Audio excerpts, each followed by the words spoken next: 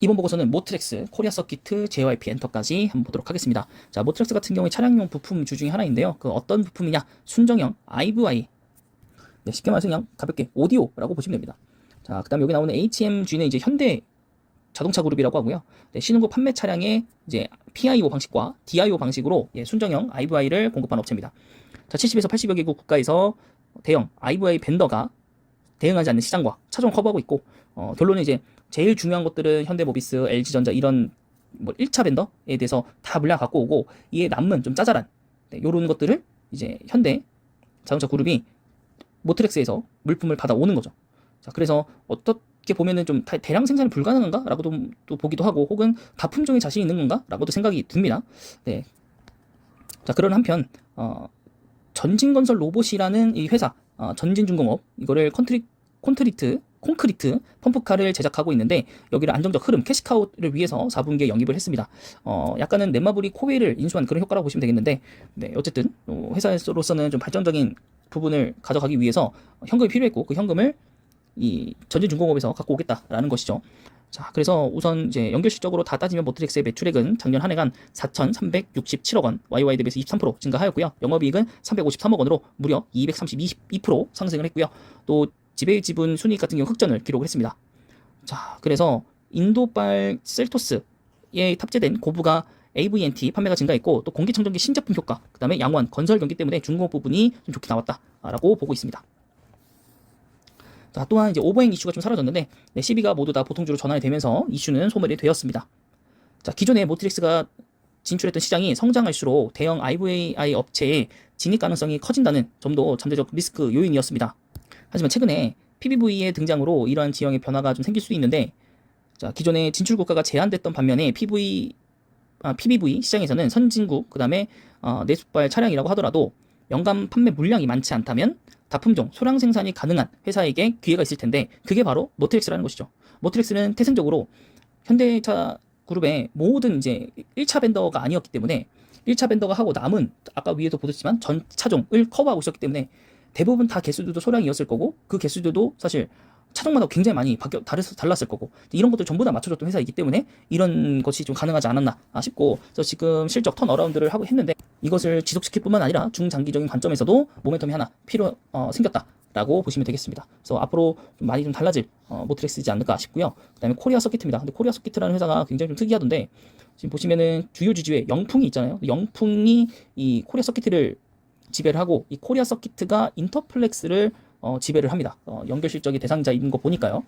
자, 첫 번째, 갤럭시 S22 출시 효과로 주기판의 매출이 증가를 했습니다. 자, 믹스 효과로 높은 영업이익률을 유지를 하게 됐고요. 고부가 반도체 패키지 매출 비중 확대, 그리고 높은 가동률 유지로 고정비 부담 감소가 되어 있고, 또 인터플렉스의 호실적 기인을 하고 있습니다.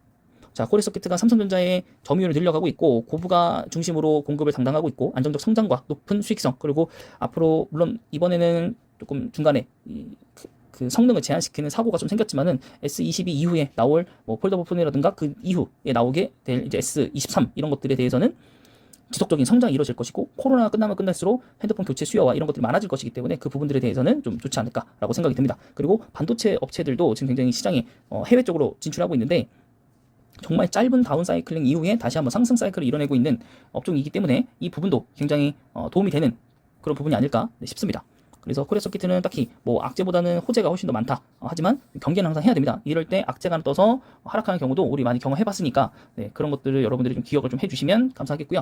자, 근데 마지막 이제 JYP 엔터에 대해서 두 개의 보고서인데 거의 유사합니다. 보고서는 하나 읽는다고 보시면 될 것 같고, 매출액은 638억 원, YY 대비해서 50% 넘게 성장했고요. 영업이익은 163억 원으로 55% YY 대비해서 성장했습니다. 컨센서스를 소폭 상회를 했고요. 첫 번째 트와이스, 그 다음에 스트레이트 키즈가 경고한 가운데 일본에서는 니주가 활발하게 활동하고 있습니다.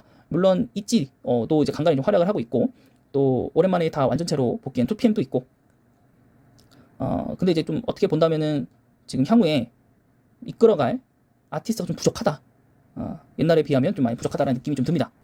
네, 그래서 지금 뭐 띄어서 지금 보고 있는데, 네, 2PM, 버나드 박은 사실 거의 활동을 안 하고, 데이식스도 사실 거의 뭐 해체 수준에 가깝고, 그 다음에 트와이스, 그 다음에 아까 말씀드렸던 스트레이트 키즈가 있고요, 그 다음에 있지가 있고, 그 다음에 나머지는 배우들 신은수, 신예은, 김동희 이제 학폭 관련돼 있는 배우죠, 의심에.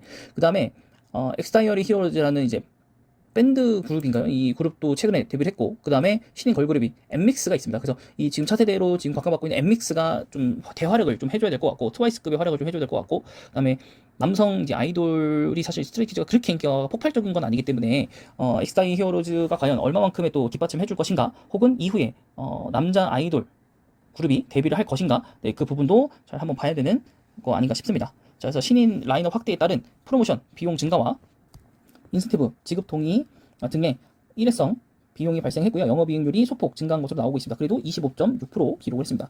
자, 제페토에 대한 것과 디어유 지분 손익법에 대해서도 지금 현재 평가가 되어 있는 상태고, 지금 디어유가 많이 내려와 있단 말이죠. 네, 결국에는 디어유는 올라가기 때문에 여러분 디어유도 지금 매수할 타이밍입니다, 여러분. 네, 그다음에 글로벌 음원, 그다음에 리퍼블릭 레코즈를 통해서 유통하는 음반과 음원 매출이 증감에 따라서 성장으로 파악되고 있고요. 모두 미국 현지에서 컨텐츠와 유통, 마케팅 이런 것들을 본격적으로 진행하고 있습니다. 자, 그래서 현재 지금 뭐 투어들도 진행하고 있고요. 상반기 중으로는 또 자사몰 런칭을 통해서 MD 사업을 확대할 계획이며, 하반기에는 이지와 니주도 투어를 진행할 거고, 내년에는 한국, 중국, 일본, 미국에서 각각 한 팀의 신인이 데뷔할 예정이라고 합니다. 그래서 일본, 중국, 미국은 잘 모르겠지만 한국에 어떤 그룹이 또 론칭이 될지, 물론 보이그룹이라고 생각이 듭니다. 최근에 걸그룹이 나왔기 때문에 또 걸그룹에 데뷔시킬 일은 없거든요. 네, 그래서 물론 또 걸그룹 명가이기 때문에 또 예상을 깨서 나올 수도 있긴 하겠지만은, 네, 그래서 모든 아티스트가 좀 바빠질 예정이고, 두 번째도 걸그룹 엠믹스가 2월 22일 날, 네, 지금 데뷔한 지 한 달 정도 됐죠. 네, 이런 것들이 있다라는 거 빼고는 뭐 그렇게 크게 주가는 뭐 올라갈 만한 모멘텀은 그렇게 크진 않았습니다. 자, 모트렉스부터 보시면, 네, 시가총액 2,400억 정도 되는 코스닥 상장 기업이고요. 거래량이 그렇게 크진 않습니다. 네, 주가가 이제 싼 편에 속하고는 그렇게 많지는 않고, 네, 이렇게 뽑아냈을 때 주가가 가지 않아요. 네, 주가는 가지 않고, 물론 이제 시장에 대한 긍정적 변화가 있긴 하겠지만, 어쨌든 그 자동차 부품 관련 회사이기 때문에, 또 혹은 인포테인먼트 쪽에 관련된 회사이지만은, 이게 지금 하반기에 좋아질 예정이기 때문에 상반기에 더 내려올 수 있어요. 저라면 4,000원까지 기다렸다 살 겁니다. 네, 그래서 모트렉스 현재 구간에서는 힘들다. 예, 현재 구간이 좀 힘들고, 뭐 여기 뭐 있나요? 네, 아까 방금 말씀드렸죠. 인포테인먼트 시스템 이쪽에 실적 부서 달가 이렇게 나와 있는데 아직은 좀 어렵다. 아직은 좀 어렵다라고 좀 판단이 들고요. 네, 뭐 재무적으로는 현재 점점 좀 나아지고 있는 추세. 하지만 PR이 좀 다소 높았다라는 거 볼 수 있겠습니다. 네, 바로 직전 분기 단기 수익률이 너무 낮네요. 네, 그래서 그런 거 빼고는 괜찮을 것 같고, 또 뭔가 뭐 단일 판매 이런 것들 뭐 해지하고 뭐 여러 가지 좀 일들이 좀 있었던 걸로, 네, 봅니다. 자, 그 다음은 코리아 서킷 보기 전에 영풍을 한번 볼까요? 최대 주주인 영풍. 네, 영풍. 영풍도 예전에 한번 소개시켜드렸던 것 같은데, 이거는 거의 뭐라 그럴까, 약간 LG생활건강을 뛰어넘은 주식이 거의 품절주에다가, 네, 너무 주가가 높아요. 네, 주가 너무 높아서 이게 코로나 때 산 거 아니면 사실 거의 살 수 있는 기회가 없었죠. 네, 그래서 영풍이었고, 영풍 밑에 코리아 서킷도 이제 지분을 갖고 있는데, 오늘 코리아 서킷 올라왔습니다. 네, 근데 지금 최근에 보시면 굉장히 급하게 올라왔던 걸 보실 수가 있기 때문에 지금은 당장 사기에는 좀 너무 어렵다. 목표 주가 상향도 나오긴 했지만, 네, 뭐 어쨌든 그 핸드폰 이쪽의 사업이 굉장히 좋았기 때문에, 이거 오른 것도 거의 다 최근에 오른 거, 최근에. 그래서 코리아 서킷 들어가기 힘들 것 같고, 이게 아마 인터플렉스랑도 같이 연동이 돼서 가는 걸 겁니다. 네, 먼저 이렇게 올라왔었죠. 네, 이렇게. 근데 월봉으로 보면 사실 인터플렉스는 그렇게 많이 올라온 것도 아니에요, 사실. 네, 그래서 여러분들 인터플렉스에 조금 더 관심을 가져보시는 게 낫지 않나, 코리아 서킷보다는. 어쨌든 코리아 서킷, 또 여기도 뭐 손해배상 뭐 또 있네요. 네, S펜 타고 실적 후술 뭐 이런 것도 나오고 있긴 한데, 4년 만에 흑자. 굉장히 안 좋았었네요. 네, 좋았던 거에 비해서는 굉장히 안 좋았었고, 네, 그래서 지금 인터플렉스가 괜찮지 않나요? 오히려. 네, 저는 오히려 인터플렉스가 괜찮지 않나 싶고, 네, 테라닉스. 네, 테라닉스. 네, 뭐 딱히 나머지는 볼 건 없을 것 같아요. 지금 지속적으로 매출, 영업이 종종 개선이 됐고, 드디어 이제 그 적자에서 벗어날 거고, 벗어났죠. 네, 흑전을 했기 때문에 이 부분들이 긍정적일 거라고 보고 있습니다. 그래서 주봉상으로도 지금 최근에 많이 뛰어 올라왔고, 또 이제 실적 부분에 대해서 1분기에도 또 나올 거, 조만간 또 1분기 실적이 나오잖아요. 5월쯤에. 그래서 그 부분 때쯤에 주가가 올라갈 것이고, 또 하반기에 또 애플이라든가 뭐 다른 회사, 또 그 폴더 부품이 나올 거니까 또 거기에도 납품을 하겠죠. 네, 인터플렉스가 아무래도. 그래서 BH, 네, 주요 경쟁사들 보고서 최근에 읽었다시피 굉장히 좋아질 것이기 때문에, 네, 괜찮지 않나, 네, 싶습니다. 여긴 삼성전자와 삼성 디스플레이가 주요 고객사군요. 네, 그렇다면은 지금 뭐 폴더 부품이 언제 나오냐, 또 얼마큼 팔릴 것인가, 네, 여기에 좀 달려 있지 않는가, 네, 싶습니다. 그래서 오히려 코리아 서킷보다는, 네, 인터플렉스를 한번 봐주셔라 라고 말씀드릴 수 있을 것 같고, 그 다음에 오늘 확인해보니까 JYP 엔터가 굉장히 많이 올라갔더라고요. 8%? 엄청 올라갔네요 오늘. 네, 사실 뭐가 없거든요, 이걸 봤을 때는. 네, 근데 여기 이것 때문에 그런가 보군요. 4x4.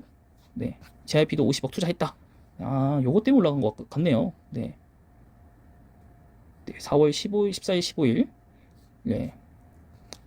이런 것도 언제 했나요? 인공지능 AD 디스플레이 고객사로 두고 있고, 지금 이제 메타버스 관련주네요. 또 메타버스, 네, 메타버스 관련주이고, 저기도 과연 이제 상장, 네, 저쪽도 아마 굉장히 좀 대박이 터질 것 같기도 하고, 어쨌든 메타버스니까, 네, 그런 것들, 네, 그거 이외에는 뭐 없어요. 사실은 외국계 로보컬 이런 거 빼고는 뭐 없는데, 주가가 왜 이렇게 많이 올라갔나 오늘? 물론 저점이라고 판단하고 올라올 수 있지만 이게 저점은 아니잖아요, 그죠? 네, 그 저는 잘 모르겠습니다. 물론 이외에 뭐 하이브, SM 이런 회사들도 있는데, SM 같은 경우도 계속적으로 지금 매각 관련 이슈가 꺼지지 않고 있기 때문에 주가가 유지되고 있는 건 당연한 거고요. 그 다음에 이제 하이브, 오히려 지금 하이브가 계속 지지부진하죠. 하이브가 좀 지지부진하고, 저는 하이브가 조금 더 떨어졌으면 좋긴 하겠는데, 지금 주가에 사기 조금 억울하죠. 조금 억울하죠. 돈 없을 때 정말 사고 싶은데 돈이 없었으니까. 하이브 간다라는 건 누구나 아는데, 그죠? 네, 그래서 조금만 더, 네, 기다려 봅시다. 하이브도 뭐 언젠가는 살 기회가 오겠죠. 안주 가진 않을 거고 올 거예요. 네, 올 거니까 한번 기다려 보시고, 그다음에 이제 YG까지만 한번 더 보고, 네, 오늘 영상 마무리하도록 할게요. 네, 뭐 어쨌든 엔터주가 다 좋았으니까 여기도 연일 올라가고 있고, 이제 계속 빅뱅의 컴백 소식이 들려오고 있기 때문에, 네, 그 부분도 좋아 보이고, 또 14일에 또 컴백을 한다고 합니다. 오는 14일이면 이미 컴백한 거 아닌가요? 이거는, 네, 그죠? 네, 강수영 컴백했는데 뭐 딱히 뭐 얘기 나오지 않는 걸로 봐서는, 네, 크게 가 없는 것 같고, 혹은 이제 뭐 코로나 이런 것 때문에 좀 밀렸을 수도 있고요. 네, 그래서 빅뱅이 다가오고 있기 때문에 빅뱅 끝나면 연타석으로 이제 블랙핑크까지 올 겁니다. 네, 그런 것까지 같이 이제 선반영할 기회가 있기 때문에, 빅뱅 놓쳤으니까 블랙핑크라도 얻어타서 뭐 주가 올라가겠지라고 이제 좀 가볍게 보시면 여러분 또 된통 당합니다. 네, 그래서 제가 볼 때는 하이브 기다리시거나, 혹은 하이브도 결국은 론칭을 할 겁니다, 여러분. 올해 연말이나 내년에. 네, 하시고, 아니면 디어유도 괜찮죠. 네, 또 다른 이제 엔터주 중에 하나가 이제 돼버렸죠. 네, 디어유. 디어유도 메타버스 이쪽하고도 관련이 또 있기 때문에, 또 추후에 상승 모멘텀이 꾸준히 있을 거라 보고, 근데 단기적으로 관심이 좀 시장이 사라졌을 때 매수하면 좋죠. 4만 원 정도까지 다 내려왔을 때, 혹은 4만 5천 원까지 좀 내려왔을 때, 지금 주가보다는 좀 많이 좀 내려왔으면 좋겠네요. 한 10%? 10% 넘게 좀 떨어져야 될 것 같은데, 네, 뭐 과연 뭐 얼마나 좀 떨어질지는 모르겠지만, 뭐 실적이나 이런 부분들은 뭐 지금 뭐 신규 상장 이거 하다 보니까 뭐 크게 신경 쓸 부분은 아닌 것 같고, 네, 그래도 올해 흑자를 좀 냈다라는 거, 네, 그 부분이 가장 긍정적이죠. 네, 그래서 과거에도 제가 한번 DOU에 대해서 보고서를 올려드린 적이 있으니까 그 부분도 여러분 참고해보시면 도움이 되는 영상이 되지 않았을까 싶습니다. 네, 이번 보고서 여기까지고요. 영상이 마음에 드셨다면 구독과 좋아요, 그리고 댓글까지 부탁드릴게요.